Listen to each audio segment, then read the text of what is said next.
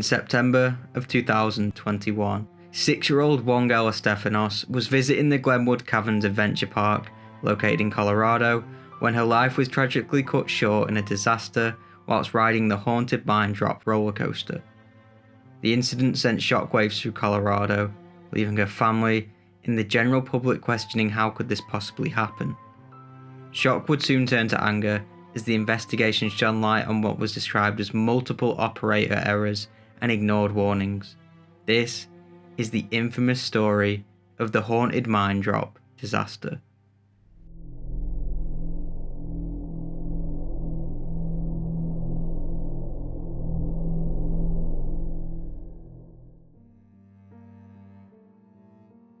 Wongel was born in Aurora, Colorado to parents Estifanos and Rachel on the 4th of June 2015.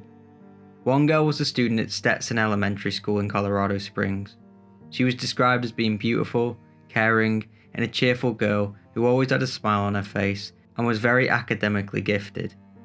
She was described by a family friend as being a light in everyone's life.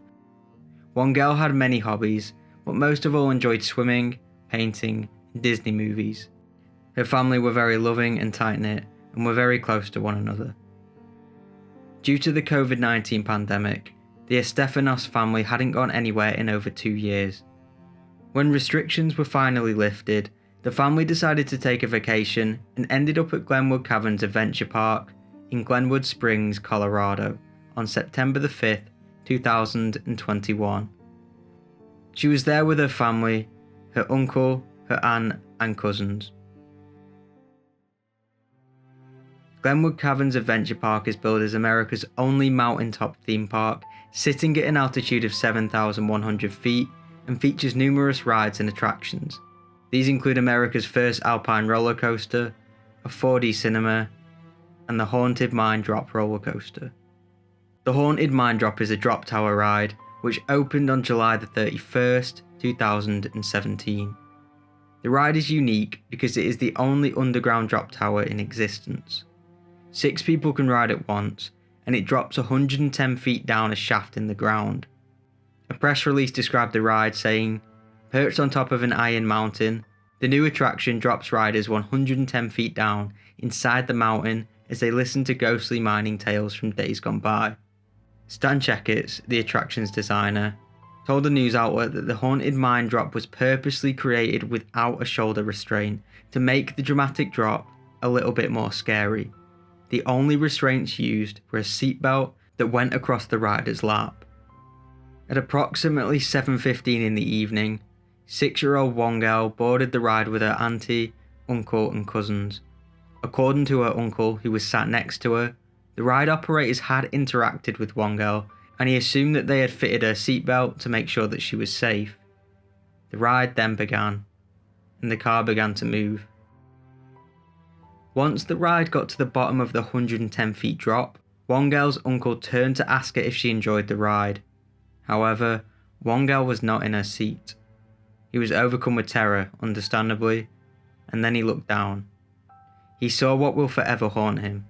Wongel's battered body was on the floor of the mine shaft. She had fallen from the top, 110 feet down. When she fell, she suffered numerous fractures, brain injuries, and internal and external lacerations.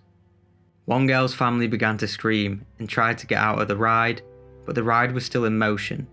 Because of this, the ride would not release them. The ride then proceeded to pull them 110 feet back up to the top of the mine shaft.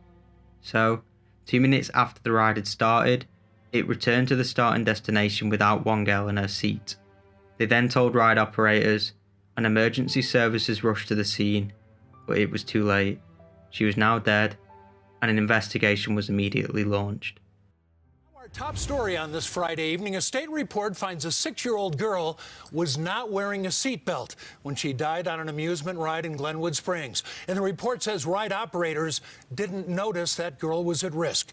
Now Glenwood Caverns Adventure Park could face fines, other penalties, and a lawsuit. That ride is still closed nearly 3 weeks after Wongel Estifanos died. Jamie Larry joins us live tonight with more on what this report discovered. Jamie? The investigation revealed shocking findings. They found that Wongel wasn't wearing a seatbelt at all. She was sitting in a seat that had been vacant during the previous ride cycle, and the ride operator had left the seatbelts fastened. Wongel then sat on the seatbelts rather than having them across her lap.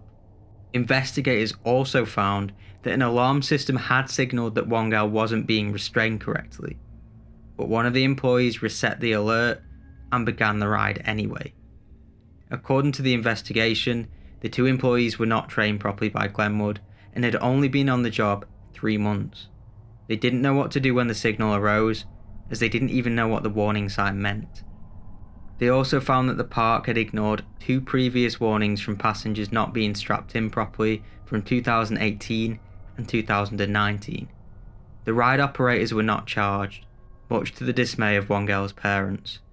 Her mother stated, "Once again, our daughter's life has been treated as cheap and meaningless, first by the amusement park and now by the DA.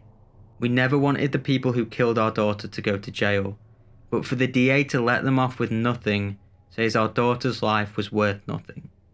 After this, the park was then fined by the state of Colorado for $68,000 for failing to adequately train the staff members. The ride was closed down and remains closed to this day, although in April of 2022, the park announced that they would reopen the ride with added safety restraints. Steve Beckley, founder of Glenwood Caverns, issued a statement saying that they continue to offer condolences to the family. He said, "I am so sorry for their loss, and while I understand my words cannot touch their grief, my heart continues to ache for them. As I have said before, safety is and always has been our top priority. We have always put people, our guests, and team members above all else. One accident is one too many, and we are taking steps to ensure that nothing like this can ever happen again." Her family held a private funeral for her at Colorado's Evergreen Cemetery. Her death was also mourned by her school, which released a statement saying, "We share the family's grief as they experience an unimaginable loss." A GoFundMe was set up to help the family with the funeral costs. Today, it has raised over $80,000. A comment on the GoFundMe read, "Her parents, family, and all of the community are devastated by this tragic and sudden loss. We want all of the community to stand with the family during this unthinkable loss."